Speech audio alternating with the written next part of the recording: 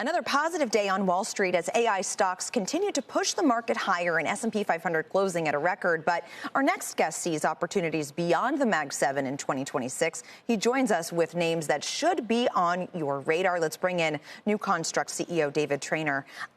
David, so maybe we just get right to it. Where do you see opportunity outside of the Mag 7? And is it a safe bet to kind of diversify outside in a bigger way in 2026, just given the returns we've seen from some of these names over the past few years? Hi, Leslie. Yeah, we think it's not just a safe bet. We think it's a smart bet. I mean, look, everything is concentrated into these very crowded trades. It's been crowded for a long time. We've helped clients, I think, do really well with some lesser known names like Photronics and firms like that are AI related, but not necessarily the AI popular crowd, which again, those are all crowded trades. And so we would definitely recommend people look to diversify away from these winners. Now, they've been winners, yes, but they've been winners for so long that I think it's time to look for something else if you really want to be able to outperform. Okay, so what is that something else? What do you think is maybe next year's Mag 7 or Mag something else? Well, I don't know if there's anything that's going to come out of the shadows in terms of that front, but I think, you know, when you're looking within the Mag 7, the one that we think that is the most interesting for sure is Google. I mean, it's the only firm that owns its own cloud. It has its AI. It has its own processors for semiconductors, and it generates a ton of cash flow. So we think that one is going to be a winner. How many other winners there might be, I'm not so sure. I think I see a lot of stocks, whether it's Mag 7 or not Mag 7, that have been awarded valuations that assume they're going to be winners, but they don't have the assets and competitive advantages that a firm like Google has. And I think we're going to see a lot of that flush out here in 2026.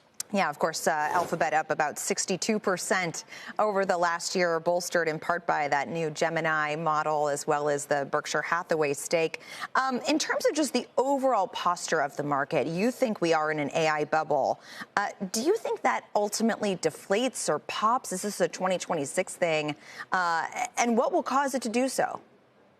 You know, Leslie, I think we may be past the days where we see major sort of bubble pops and corrections just because I think the regulators, the politicians understand that they can keep the masses happy when the stock market is up, and that means keeping liquidity very high and at hand. So I don't know if anyone's going to be willing to risk the political backlash of taking away the punch bowl. So we call them kind of micro bubbles, where we look at a group of stocks and we say, look, these are the stocks whose cash flows can somewhat reasonably justify the valuation, and these are the stocks that can't.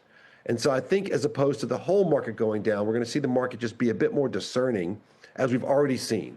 Like, for example, we wrote a piece a few weeks ago called The Winners and Losers for the Tech Bubble, or the AI Bubble.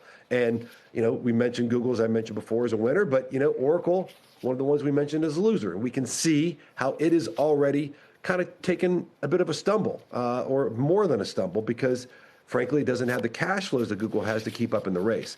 I think we're going to see more and more of that playing out, because as heated as this race is in terms of stock prices and valuations, it's also heated in terms of cash flow demand. The amount of spending is so high that there's only a few companies that can remain at the table.